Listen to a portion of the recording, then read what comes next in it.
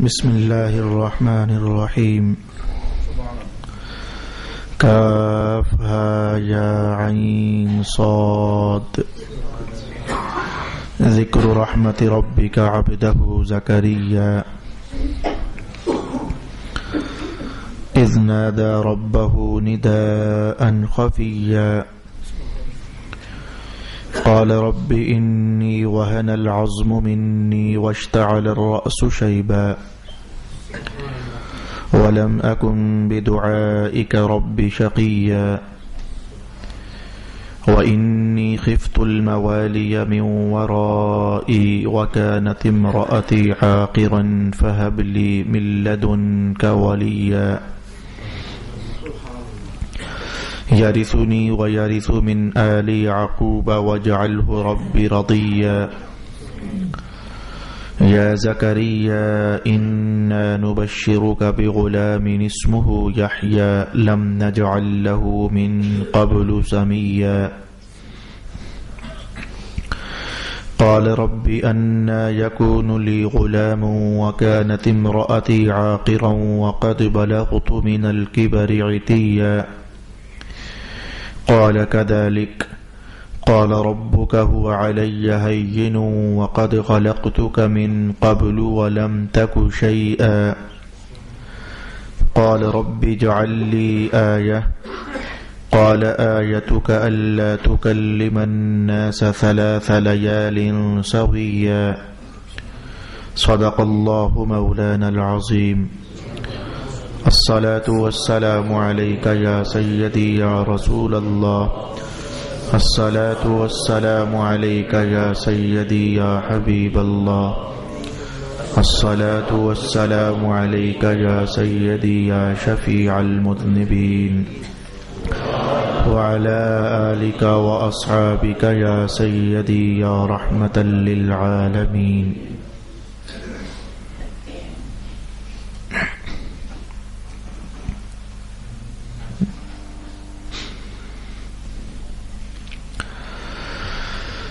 اللہ رب العالمین کے فضل اور کرم سے گزشتہ نشست میں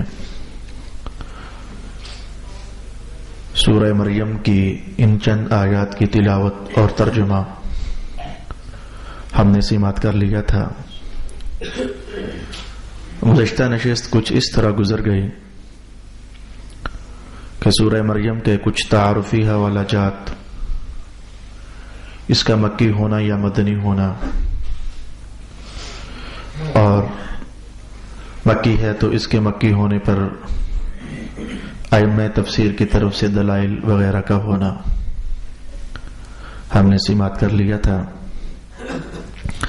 آج کی نشست میں کچھ اسی تعارف ہی کو آگے بڑھاتے ہوئے عرض کرنا چاہوں گا کہ جو سورت ابھی ختم ہوئی وہ سورۃ الکہف ہے، اور جو اب شروع ہوا چاہتی ہے وہ سورہ مریم ہے۔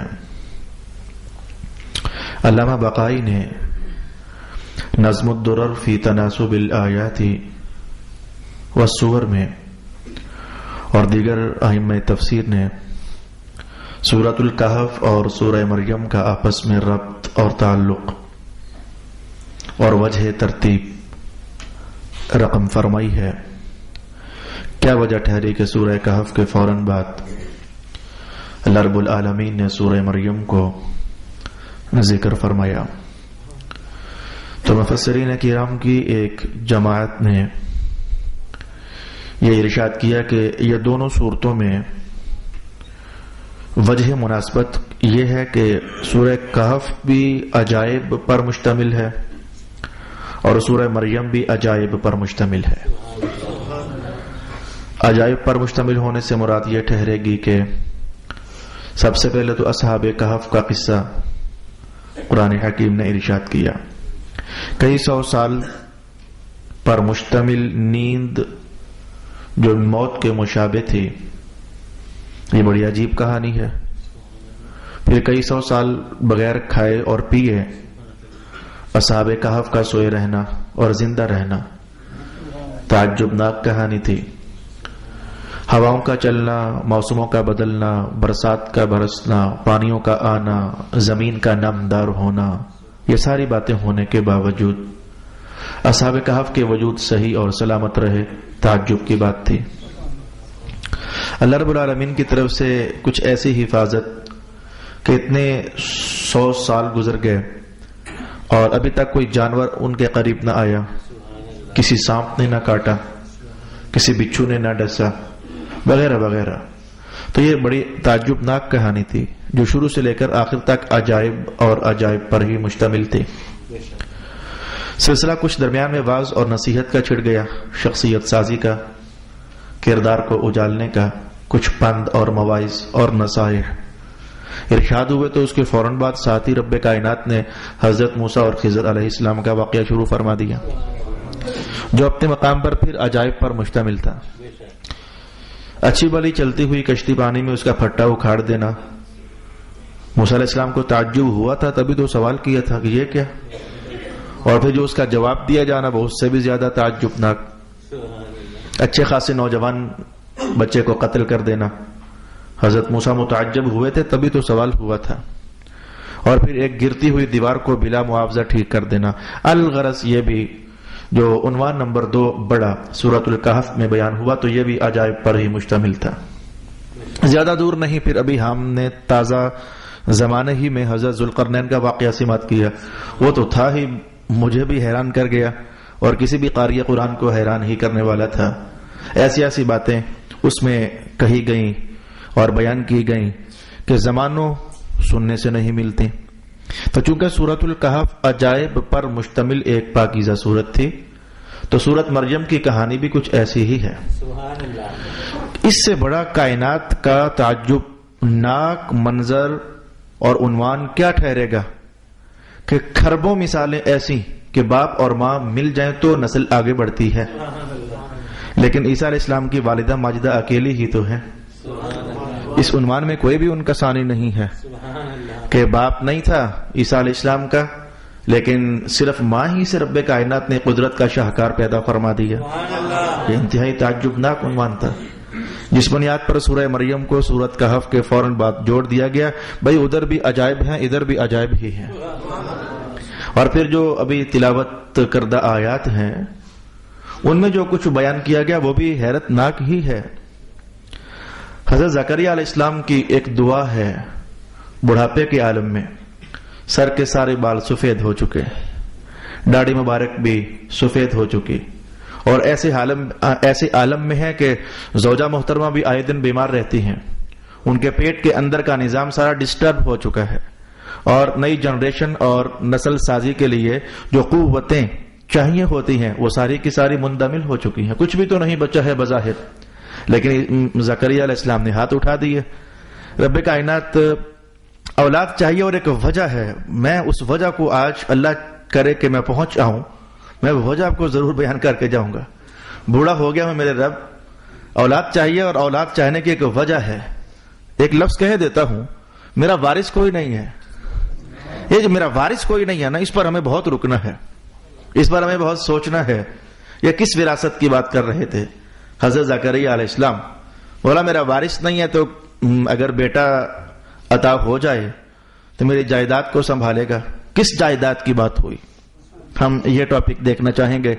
تو اب 90 سال سے عمر شریف تجاوز کر رہی ہے اور آپ خود کہہ رہے ہیں کہ مولا اب تو میری ہڈیاں چٹک گئی ہیں، تو اب میں دعا کر رہا ہوں کیونکہ تو قادر تو ہے۔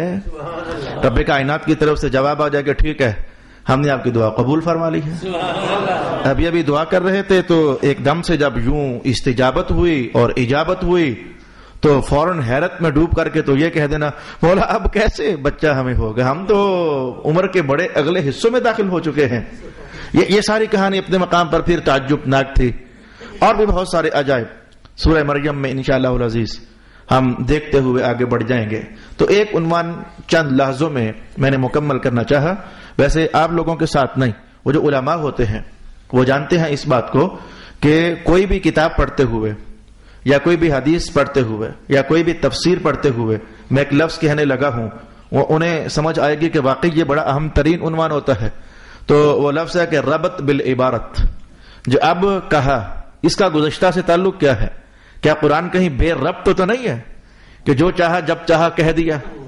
اگرچہ دکھنے میں ایسے ہی لگتا ہے کہ ادھر کوئی عنوان، ادھر کوئی عنوان، ادھر کوئی عنوان، عنوانات منتشر ہیں، بکھرے ہوئے ہیں، لیکن اللہ نے جن لوگوں کو غضب کی قوت عطا فرمائی انہوں نے بیان کیا کہ جو آپ کو لگتا ہے کہ قرآن بکھرا بکھرا ہے، کبھی کوئی حوالہ، کبھی کوئی عنوان، کبھی کوئی ٹاپک، کبھی کوئی مضمون، تمہیں لگتا ہے کہ جیسے عنوانات منتشر ہو گئے، لیکن آئے ہم آپ کو بتاتے ہیں کہ عنوان منتشر نہیں ہے۔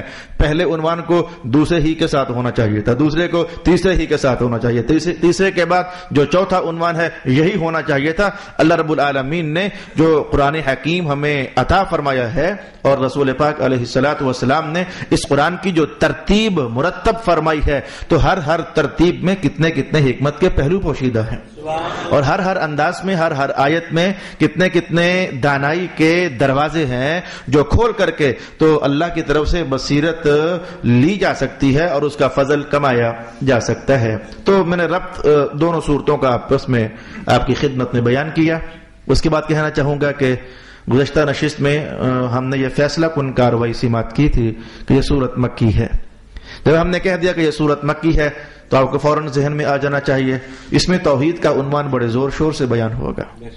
جب کہہ دیا گیا یہ سورت مکی ہے تو پھر جان جانا چاہیے کہ بتوں پر بڑی کاری ضربیں لگتی ہوئی ان آیات میں آپ محسوس کرو گے۔ جب کہہ دیا گیا کہ یہ سورت مکی ہے تو پھر جان جانا چاہیے کہ مکہ والا سٹائل تو ہوگا، بولوگو تمہیں مرنا ہے، صرف مرنا ہی نہیں، مرنے کے بعد اٹھنا بھی ہے، اس عقیدے پر بڑا زور دیا گیا ہوگا۔ تمہیں اللہ کے حضور جواب دہ ہونا ہے، کیا کر کے لائے، کیا کما کے لائے، کیا ہوا، کیا کیا گیا تمہارے ساتھ۔ مکی صورتوں کا سٹائل تو کچھ ایسا ہی ہوتا ہے، اور اس میں وہ پرانی روش قرآن حکیم ترک نہیں کرے گا۔ مکہ والے تھے جن کے سامنے زیادہ ایسا کہا گیا، مکہ والے چونکہ تاجر تھے، مدینہ والے کاشتکار تھے۔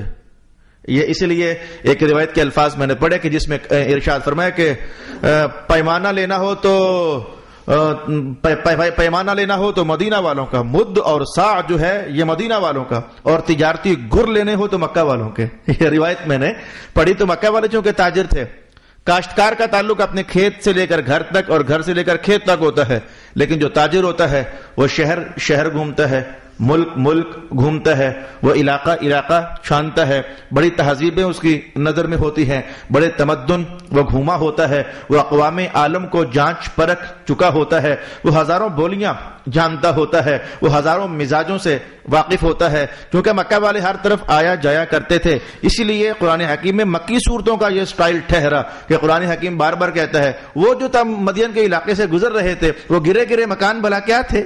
وہ قرآن قوموں کا حوالہ پیش کر دیتا ہے، وہ جب تم اس وادی سے گزرے تھے تو وہ ڈہی جو چھتیں تھیں وہ بھلا کن قوم والوں کی تھیں، وہ بھلا کیوں انہیں مار دیا گیا تھا، وہ جو مکان ٹوٹے تم نے ادھر دیکھے تھے تو وہ پتہ ہے کیا ہوا تھا، ان کی بستی کو اٹھا کر کے تو آسمان تک لے جایا گیا تھا، وہاں سے انہیں نیچے پلٹا دیا گیا تھا، تو تم نے ادھر گئے تو ادھر ایک بستی دیکھی، ادھر گئے تو ادھر دوسری بستی دیکھی، تم نے قوم عاد اور قوم سمود کے ان پہاڑوں کو تلاش کر کے تو بنے ہوئے محلات اور ٹرپل سٹوری مکانات کو تم نے دیکھا، تو پتہ ہے کہ اتنے قوت آور ہونے کے باوجود انہیں کیوں ڈھا دیا گیا، کیوں انہیں گرا دیا گیا، کیوں انہیں عذاب کا نشانہ بنا دیا گیا۔ صرف یہی وجہ تھی، مکہ والوں سوچ لو، صرف یہی وجہ تھی کہ وہ نبیوں کے سامنے اکڑا کرتے تھے، وہ رسولوں کی دعوت کو تسلیم نہیں کیا کرتے تھے، وہ آنکھ میں آنکھ ڈال دیا کرتے تھے اللہ کے برگزیدہ رسولوں کی۔ یہ وجہ تھی کہ ان کو گرا دیا گیا، ان کو ہلاک کر دیا گیا، ان کو بندر بنا دیا گیا، ان کو خنزیر بنا دیا گیا۔ آج ان کا عبرت کا نشان باقی ہے، لیکن ان کا نام عزت سے لینے والا اس دنیا میں کوئی نہیں ہے۔ یہ عنوان عام طور پر مکی صورتوں کا ہوا کرتا ہے۔ تو یہ مشاہدات، یہ واقعات کئی انبیاء کا حوالہ انشاءاللہ العزیز سورت مریم کے اندر بھی ہم سیکھ سکیں گے اور ملاحظہ کر سکیں گے۔ اور سر عنوان جو اس سورت کے اندر سرنامے کے طور پر بیان کر دیا گیا وہ حضرت مریم علیہ السلام کا واقعہ ہے کہ کیسے ایسے ہوا کہ ان کا شوہر نہیں تھا، ان کا خاوند نہیں تھا، تو رب کائنات نے پھر کیسے کر دیا۔ یہ سوال تو ہے کہ کیسے کر دیا، تعجب بھی بڑھتا ہے کہ کیسے ہو گیا، لیکن جواب یہی ہے کہ اللہ اس سے بھی کچھ زیادہ کرنے پر قادر ہے۔ یہ تو قدرت کا عجب شاہکار ہے، لیکن اللہ کچھ اس سے زیادہ کرنے پر بھی قادر ہے. میں نے کہا زیادہ کرنے پر بھی قادر ہے. سورۃ الکہف کے ابتدائی مضامین میں ایک ٹاپک ہمارا کچھ یہ آیا تھا کہ جب اللہ تعالیٰ کسی کی مدد کرنے کا ارادہ فرما لیتا ہے تو آپ نے کیا قرآنی حوالہ جات نہیں سنے تھے؟ اللہ کبوتریوں کی انڈوں سے بھی لوگوں کی مدد کروا دیا کرتا ہے. اللہ تعالیٰ مکڑیوں کے جالوں سے بھی مدد کروا دیا کرتا ہے. اللہ رب العالمین ابابیلوں کے ذریعے بھی اپنے جنود کی مدد کروا دیا کرتا ہے. تو جب وہ مدد کرنے پر آتا ہے تو اس سے بھی زیادہ بڑے قدرت کے شاہکار کو وہ ظاہر فرما سکتا ہے.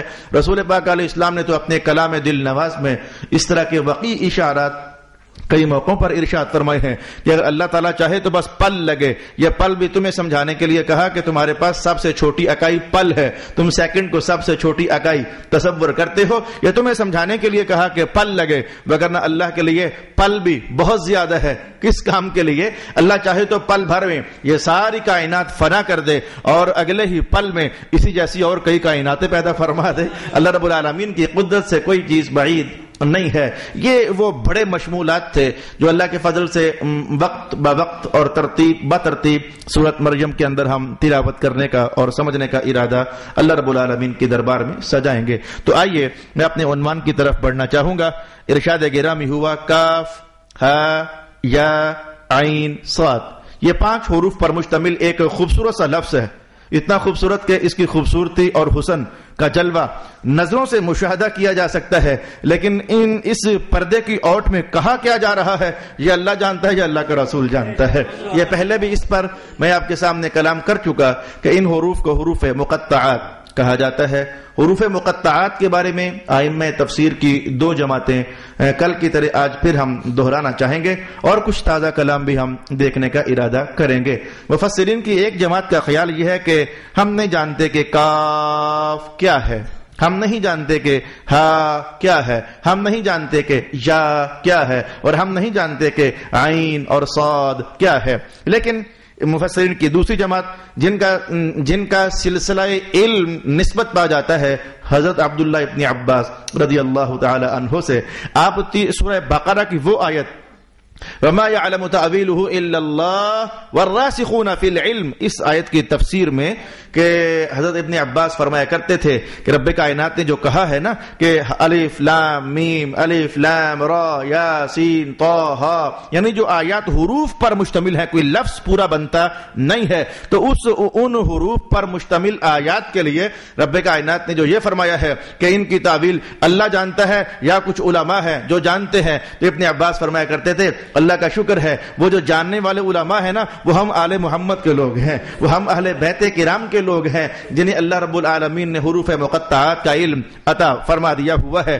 گزشتہ بار بھی میں پڑھ کر آیا لیکن ایک بات آپس میں میچ نہ ہو سکی اور میں فیصلہ نہ کر پایا کیا یہ 2 الگ باتیں ہیں یا پھر یہ دونوں ایک ہی بات ہے. لیکن آج اللہ رب العالمین نے مجھے فیصلہ کن مراحل میں داخل فرما دیا. اصل میں ابن عباس ایک اور بات ارشاد فرما رہے تھے, حضرت علی المرتضیٰ انہی حروف پر ایک اور بات ارشاد فرما رہے تھے. گزشتہ نشست میں ان دونوں کو آپس میں میچ نہ کر پایا, لیکن آج کچھ راز کھلا ہے. اللہ کرم کرے تو اور بھی راز شاید کبھی کھل جائے. ابن عباس فرمایا کرتے تھے کہ کاف سے مراد ہے کافی, تو کافی اللہ کا اسم گرامی ہے, والکافی کافی اللہ کا اسم گرامی ہے. ہا سے مراد ہے ہادی, تو اللہ تعالیٰ ہدایت دینے والا تو ہے. یا سے اشارہ ہے حکیم, وہ جو یہ درمیان میں آئی ہوئی ہے حکیم کی طرف. عین صاد, تو عین جو ہے اس سے اشارہ علیم, اللہ تعالیٰ علیم ہے. اور صاد سے اشارہ ہے صادق الوعد, اللہ اپنا وعدہ جب کرتا ہے تو اسے سچا کر دکھاتا ہے. یہ معنی عبداللہ ابن عباس رضی اللہ تعالی عنہ نے ارشاد فرمایا. گویا کہ آپ یہ کہنا چاہتے تھے کہ اللہ جو ہے وہ بندوں کو کافی ہے, وہ ہدایت بھی دیتا ہے, تو وہ بندوں کو حکمت سے چلاتا بھی ہے, ان کے راز ان کی ضرورتیں جاننے والا بھی ہے, اور پھر ان سے کہتا ہے اپنی ضرورتوں کو پورا کرنا ہے تو میرے محبوب کے دروازے پر آ جانا, میرا سچا وعدہ ہے میں کبھی اسے توڑوں گا نہیں. یہ گویا آپ نے ان طرح کے وہ جملے تھے جن کی طرف اشارہ کیا. اچھا وہ کیا بات تھی جو میں نے کہا کہ حضرت علی المرتضیٰ کوئی اور جملہ فرما رہے تھے اور میں سمجھ نہ سکا. حضرت علی فرمایا کرتے تھے کہ یا کاف ہا یا عین صاد اغفر لی, یا کاف ہا یا عین صاد اغفر لی, یا کاف ہا یا عین صاد اغفر لی. اچھا اب ایسے لگتا جیسے یہ کسی کا نام ہوتا ہے, جیسے ہم کہتے ہیں اے اللہ، اے کرم کرنے والے، اے رب، ہم اپنے رب کو کچھ ایسے پکارتے ہیں، تو حضرت علی المرتضیٰ کچھ ایسے پکارتے، یا کاف ہا یا عین صاد۔ اب میں کہتا کہ یہ اللہ کا کیسا نام ہے؟ میں گزشتہ جمعرات تک اسی سوچ میں کہ حضرت علی کا یہ جملہ دعا کے طور پر کہنا، اے کاف ہا یا عین صاد، لگتا تو ایسے جو اللہ کو جیسے مخاطب کر رہے ہیں دعا کرنے کے لیے، عرض پرداز کرنے کے لیے۔ میں کافی دیر تک بیٹھا رہا، سوچتا رہا، اللہ کے بہت نام پڑے ہیں، 1000 کے قریب اللہ نے توفیق نصیب فرمائی جو مفسرین نے لکھے اور میں نے مطالعے سے گزارے، لیکن یہ نام کہیں آیا نہیں ہے کاف ہا یا عین صاد۔ اور حضرت علی جیسا بندہ کہے اے کاف ہا یا عین صاد، لگتا ہے کہ یہ بھی غلط نہیں کہہ رہے، نام تو ہے یہ اللہ تعالیٰ کا۔ نہ سمجھ آ سکی بات، آج میں نے اپنے مطالعے کو ریپیٹ کیا اور پھر جب اس کی ریویژن کی تو یہ راز مجھ پر کھل گیا کہ یہ کاف ہا یا عین صاد یہ مل کر کے ایک نام نہیں ہے۔ اصل بات وہ تھی جو ابن عباس فرما رہے تھے، کاف کافی ہے، ہا ہادی ہے، یا حکیم ہے، عین علیم ہے، صاد صادق الوعد ہے۔ گویا حضرت علی بیک وقت اللہ کے کئی صفات کو درمیان میں ڈال کر کہہ رہے تھے، اے کافی، اے ہادی، اے حکیم، اے علیم، اے صادق الوعد، میری بخشش فرما دے، مجھے معاف فرما دے۔ اب میں سمجھ گیا کہ یہ کاف ہا یا عین صاد یہ کوئی ایک نام کے طور پر حضرت علی استعمال نہیں کر رہے ہیں، یہ ہر حرف سے ایک مستقل صفت ہے اللہ رب العالمین کی، جس کو ندا کے طور پر حضرت علی استعمال فرما رہے تھے۔ لہذا اب ہمیں جانا چاہیے کہ کاف ہا یا عین صاد یہ اللہ کے صفاتی ناموں کی طرف اشارہ کرتا ہے۔ ہمارے پاس شواہدات میں سے پہلا شاہد حضرت ابن عباس کی روایت ہے اور دوسرا شاہد اس میں ہمارے پاس حضرت علی المرتضیٰ رضی اللہ تعالی عنہ کا قول مبارک ہے۔ میں نمبر 3 پر کاف ہا یا عین صاد کے حوالے سے کہنا چاہوں گا کہ قتادہ نے یہ بات ارشاد فرمائی ہے کہ کاف ہا یا عین صاد جو ہے یہ سورت مریم کا ایک نام بھی ہے۔ کاف ہا یا عین صاد یہ سورت مریم کا ایک نام بھی ہے، اور قتادہ بطور دلیل کے ارشاد کرتے ہیں کہ قرآن حکیم کا یہ اسلوب ہے کہ شروع میں ہوتے حروف مقطعات ہیں تو وہی جو حروف مقطعات ہیں پوری سورت کا سرنامہ بن جاتے ہیں اور اس کا ٹائٹل اور نام اور عنوان بن جاتے ہیں۔ قتادہ کہتے ہیں چاہو تو یہ دیکھ لو، یہ سورہ یاسین میں 2 حرف ہی تو تھے، یا اور سین، تو سورت کا نام ہی یاسین، اور سورہ مریم کے بعد ایک اور سورت آنے والی ہے اس کا نام ہے سورہ طٰہٰ، تو فرماتے ہیں کہ وہ شروع بھی ہوتی ہے طا اور ہا سے، تو یہی اس کا نام ہے۔ پھر کہتے ہیں سورہ قاف، وہ سورت شروع قاف سے ہوتی ہے، ایک ہی حرف ہے جو آیت پر مشتمل ہے، تو کہا کہ یہ دیکھو نا یہ جو حروف مقطعات ہوتے ہیں یہ نام ہوتے ہیں کہ، تو قاف یہ سورہ قاف، اچھا صاد یہ سورہ صاد ہو گئی۔ تو قتادہ نے کہا کہ میں نے 3 دلیلیں آپ کو پیش کر دیں کہ جو صورتوں کے شروع میں حروف مقطعات ہوتے ہیں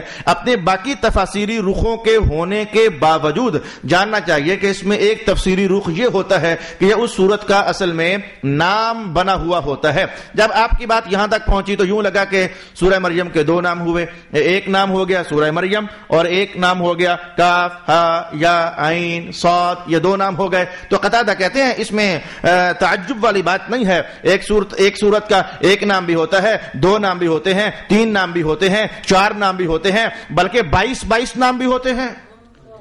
قتادہ نے کہا ایک صورت کے 22 نام بھی ہوتے ہیں۔ اب جب میں نے 22 نام کا حوالہ دیا تو میں تفسیر کا حوالہ بھی قائم کرنا چاہوں گا، اس پر آپ کو چاہیے کہ پڑھ لیجئے تفسیر الکبیر، امام فخر الدین رازی نے جہاں سورۃ الفاتحہ کی تفسیر ارشاد فرمائی ہے، یہ لگ بھگ 250-300 صفحات سے بھی تجاوز کرتے ہوئے آپ نے سورہ فاتحہ کی 7 آیات کو کھول کر کے بیان کیا ہے۔ کیا مرد قلندر بندہ تھا، کیا علم کا بادشاہ تھا امام فخر الدین رازی کہ سورۃ الفاتحہ کی 7 آیات ہیں لیکن 300 صفحات آپ نے اس پر لکھ دیے۔ وہاں آپ نے بیان کیا ہے کہ سورۃ الفاتحہ کا نام سورہ دم ہے، اس پر حدیث پیش کر دی، اس کا نام سورہ وافیہ ہے، حدیث پیش کر دی، سورہ کافیہ ہے، حدیث پیش کر دی، اس کا نام 7 مثانی ہے، حدیث پیش کر دی۔ وہ 22 کے قریب نام حضرت امام فخر الدین رازی نے لگ بھگ یا کم و بیش اتنے نام بیان کر دیے اور ان کے ساتھ اس پر حوالہ جات احادیث طیبہ کی روشنی میں ارشاد فرما دیے. قتادہ کہتے ہیں صرف اتنا ہی نہیں, ایسی صورت کا نام بتاؤ خاں جسے حضور کچھ اور کہا کرتے تھے, صحابہ کچھ اور کہا کرتے تھے. ایسی صورت کا نام بتاؤ, کچھ ایسا دلچسپ عنوان چھیڑ دیتے. حضور رحمت عالم کے ہاں اس کا نام کچھ اور ہوا کرتا تھا, اور آج بھی قرآن میں وہی نام ہے جو حضور چاہتے تھے یا فرمایا کرتے تھے, لیکن صحابہ آپس میں کہتے ہیں ہم نے تو اس سورت کا یہ نام بھی ڈالا ہوا تھا. خود ہی فرماتے ہیں کہ وہ سورت ملک ہے. اب اس کا قرآنی نام سورہ ملک ہے, لیکن صحابہ کے نام اس کا نام تھا سورہ ناجیہ. سورہ ناجیہ اس کو کہا کرتے تھے. اور اس پر حضور نے اصل میں یہ پیچھے جملہ ارشاد کیا ہوا تھا کہ جو بندہ ہر رات کو سورہ ملک تلاوت کرتا ہے تو اللہ اسے بڑے فائدے دے گا. ان فائدوں میں سے ایک فائدہ یہ ہے, جب یہ بندہ آخر کار دنیا نبھا کر کے تو قبر میں پہنچے گا تو ادھر سے اگر یہ بندہ برا ہوا تو اللہ کا عذاب بڑھنا چاہے گا, اور یہ سورت ملک اس کے درمیان میں حائل ہو کر کے تو کہے گی اے رب یہ روزانہ رات کے مجھے پڑھا کرتا تھا, چھوڑ نہیں دیتا ہے, اسے معاف نہیں کر دیتا ہے. تو حضور نے فرمایا آخر نتیجہ یہ ٹھہرے گا اللہ اس صورت کی سفارش کو قبول کر لے گا تو نجات تو دلوا دی نا. تو صحابہ کہتے تھے حضور سورت ملک کہا کرتے تھے, ہم اندر سے خوش ہوتے, ہم کہتے اور یار یہ ملک بھی ہے, یہ سورہ ناجیہ بھی ہے. اب میں نے یہ ایک اور استشہاد آپ کے سامنے لایا کہ ایک سورت کے زیادہ نام ہو سکتے ہیں, جیسے کہ جمعۃ المبارک کی نشست میں جو ہماری سورت چل رہی ہے اس کا قرآنی نام سورہ اسراء ہے, اور اسی سورت کا قرآنی ہی نام سورہ بنی اسرائیل بھی ہے. اسے بنی اسرائیل کے نام سے بھی تعبیر کرتے ہیں اور سورہ اسراء کے نام سے بھی تعبیر کرتے ہیں, اور کہیں دور کا حوالہ میرے دماغ سے گونج رہا ہے اسے سورہ معراج کے نام سے بھی تعبیر کرتے ہیں, کیونکہ اس کی پہلی آیات بینات میں اللہ رب العالمین نے رسول پاک صلی اللہ علیہ وآلہ وسلم کے معراج شریف کو بیان فرمایا ہے. ارشاد گرامی ہوا کاف ہا یا عین صاد, مضامین آگے بڑھ گئے اور ارشاد ہوا ذکر رحمت ربک عبدہ زکریا, تیرے رب نے زکریا کا ذکر کیا ہے اور یہ بڑی رحمت ہے. یہ میں نے سلیس جملہ کہنا چاہا, ترجمہ ہمارے پاس کچھ یوں ہے, یہ آپ کے رب کی رحمت کا ذکر ہے جو اس کے بندہ زکریا پر تھی. ترجمہ لفظوں کا کچھ ایسے ہے. اب چونکہ جو تفسیری مضامین ہم نے سمجھنے ہیں, میں نے اسے ہموار کرنے کے لیے جملے میں کچھ رد و بدل کرتے ہوئے کہا کہ اللہ نے حضرت زکریا علیہ السلام کا جو عنوان چھیڑا ہے نا یہ بڑی رحمت تھی. اب اس پر بحث ہوئی ہے کہ حضرت زکریا کا ذکر آ جانا اس میں بڑی رحمت تھی. کیا حضرت نوح کا ذکر قرآن میں نہیں؟ کیا موسیٰ علیہ السلام کا ذکر قرآن میں نہیں؟ کیا عیسیٰ علیہ السلام کا ذکر قرآن میں نہیں؟ کیا یعقوب پیغمبر کا ذکر قرآن میں نہیں؟ کیا حضرت یوسف کے حسن کے جلوے قرآن نے آیات میں نہ ڈالے اور نہ سموئے؟ کیا اللہ رب العالمین نے ایوب علیہ السلام کی صبر کی داستان کو قرآن کا عنوان نہ بنایا؟ سب انبیاء ہیں, کسی کا ذکر قرآن میں صاف صاف ہو گیا اور کسی کا اشارہ تن ہو گیا اور کسی کا اشارہ بعید کے ساتھ ذکر ہو گیا. یہ کیا چیز ہے حضرت زکریا علیہ السلام میں کہ رب کائنات نے کہا جو ان کا ذکر ہوا تو یہ بڑی رحمت ہے. جو زکریا کا ذکر ہوا ہے تو اس میں بڑی رحمت ہے. اور میں کہوں گا کہ جب آپ سن جاؤ گے اور سیکھ جاؤ گے تو آپ گھر جاتے جاتے ہو سکتا ہے راستے میں یہی کہتے جاؤ واقعی بڑی رحمت ہے یار, یہ تو واقعی بڑی رحمت ہے. کچھ ایسا سا عنوان ہے جو رب کائنات نے ارشاد فرمایا ہے. چلے ہم دیکھتے ہیں کہ وہ کیا بات تھی جس کی بنیاد پر کہا گیا کہ حضرت زکریا پر اللہ کی رحمت کا بیان یہ یہاں سے شروع ہو رہا ہے. وہ کیا بات تھی؟ آئیے ذرا ہم کچھ ترجمہ پڑھ کر واپس آنا چاہیں گے. اذ نادى ربه نداء خفيا, حضرت زکریا علیہ السلام کی دعا کا ذکر ہے اور اسی دعا کے حوالے ہی کو قرآن حکیم نے کہا یہ بڑی رحمت ہے. جو زکریا نے دعا کی ہم نے اسے قرآن کا حصہ بنا دیا, بڑی رحمت ہے. دیکھنا چاہیں گے وہ دعا کیا تھی اور پھر دیکھنا چاہیں گے کہ اس میں رحمت کا عنوان کیا تھا اور اس میں ہمارے لیے کیا ہے. ہم یہ بات دیکھنا چاہیں گے. آئیے ذرا دعا کے الفاظ اور جملوں کی سیر کر کے پھر ہم واپس آنا چاہیں گے. اذ نادى ربه نداء خفيا, اللہ اکبر. میں مضامین کو آگے لے جانے سے پہلے خوش ہو رہا ہوں. اللہ اکبر, واقعی بڑا کرم ہے اللہ کا, اس میں بڑی رحمت ہے اللہ رب العالمین کی. جب حضرت زکریا نے ندا فرمائی اپنے رب کو چپ کے ہولے ہولے کچھ اپنے رب سے مانگ رہے تھے. رب کائنات نے بیان کیا کیا مانگ رہے تھے. قال رب انی وہن العظم منی, اے اللہ میری ہڈیاں کمزور ہو گئی ہیں. واشتعل الرأس شیبا, اے رب کریم میرے بالوں سے سفیدی بھڑک رہی ہے, بال سفید ہو گئے ہیں. ولم اکن بدعائک رب شقیا, اے رب اب تو میں بوڑھا ہو گیا ہوں، تو جو میرا جوانی کا زمانہ تھا تو میں نے جب بھی تجھے بلایا تھا تو نے تو مجھے عطا کیا تھا. یہ گزشتہ تاریخ کا ایک جملہ حضرت زکریا علیہ السلام نے بولا میں کبھی بھی تجھ سے مانگ کر محروم تو نہیں ہوا، مجھے وہ سارا زمانہ یاد ہے. وَإِنِّي خِفْتُ الْمَوَالِيَ مِنْ وَرَائِي، پھر خطرہ ذکر کیا، اے رب مجھے میرے رشتہ داروں کا خطرہ ہے. رشتہ داروں کا بڑا ہی خطرہ ہوتا ہے. رسول اللہ علیہ السلام کا ایک جملہ مجھے آج بھی یاد پڑتا ہے کہ آپ نے فرمایا تھا کہ الاقارب قرعقارب، یہ جو قریبی رشتہ دار ہوتے ہیں بچھوؤں سے کم نہیں ہوتے ہیں. یہ دکھنے میں رشتہ دار ہوتے ہیں لیکن یہ ڈسنے میں بچھوؤں کا کام کرتے ہیں. اللہ رب العالمین ہر ایک کو اچھے ہی رشتہ دار عطا فرمائے، جن میں رشتہ داری سے ہٹ کر وہ جو ایمان رشتہ داری بتاتا ہے اس کا جلوہ اور نور ہو، اللہ وہ رشتہ دار عطا فرمائے. تو کہا کہ مولا مجھے اپنے رشتہ داروں سے ڈر لگتا ہے. رسول اللہ علیہ السلام نے بھی تو جب وہ عنوان چھیڑا تھا آپ نے فرمایا کہ سب سے زیادہ مجھے ستایا گیا. ایک صحابی نے کہا حضور آپ کو کیسے؟ جو پہلے انبیاء تھے ان کے جسم پاک کو کاٹ بھی دیا گیا آروں کے ساتھ، آپ کے جسم پاک کو تو آروں سے نہیں کاٹا گیا، تو ان کو زیادہ ستایا گیا، آپ کو تو نہ ستایا گیا. آپ کے اس جملے کا معنی کیا ہے؟ مجھے بہت زیادہ ستایا گیا. حضور رحمت عالم نے فرمایا کہ انہیں ستایا تھا تو بیگانوں نے ستایا تھا، مجھے ستایا ہے تو اپنوں نے ستایا ہے. یہ اپنوں کے ستانے کے جو عنوانات ہیں میرے بھائی، یہ میرے استاد صاحب نے ایک موقع پر کسی شاعر کا ایک جملہ سنایا تھا. فرمانے لگے خدا مجھے میرے دوستوں سے بچائے. یہ جو اپنے بن کر ڈسا کرتے ہیں میرے بھائی، اس میں بڑی ٹیس ہوتی ہے، بڑا درد ہوتا ہے اور بڑے گہرے زخم ہوتے ہیں اور زمانے گزرنے پر بھی نہ بھولنے والے عنوانات ہوتے ہیں جو انسان کے ذہن میں مرتسم ہو جاتے ہیں، اور جب بھی وہ خیال کی لہر ذہن سے کود جائے اور گزر جائے تو بندہ انہی دردوں کا شکار ہو جایا کرتا ہے. تبھی تو حضرت علی المرتضیٰ کا وہ معروف زمانہ شعر مبارک علم النحو کی ہر کتاب میں، کہیں متن میں، کہیں حاشیے میں، کہیں شرح میں، کہیں شرح مزد میں، کہیں شرح انفراد میں یہ پڑھا جاتا ہے اور پڑھایا جاتا ہے. آپ فرمایا کرتے تھے کہ نیزوں کے زخم پھر بھی بھر جایا کرتے ہیں لیکن یہ زبان سے لگے ہوئے زخم کبھی نہیں بھرا کرتے ہیں. یہ حضرت علی المرتضیٰ کا. خیر یہ اپنوں کے ستانے کی کہانیاں. اب یہ بات سیکھنے والی ہے صحیح کہ کیا تھا جو حضرت زکریا کہہ رہے مولا مجھے یہ جو میرے رشتہ دار ہے موالی کوئی قرابت دار، انی خفت، میں ڈر محسوس کر رہا ہوں. وہ کیا چیز تھی؟ انی خفت الموالیہ. جب یہ خفتو کا راز کھلے گا نا، مجھے ڈر ہے، تو آپ کی حیرت گم ہو جائے گی. جیسے ڈر ہمارے ہوتے ہیں نا، یہ ایسا ڈر نہیں، یہ کوئی اور ہی ڈر تھا. حیرت گم ہو جائے گی. یہ کون سا ڈر تھا جس کا اشارہ کر رہے تھے حضرت زکریا علیہ السلام؟ اے اللہ مجھے ڈر لگ رہا ہے.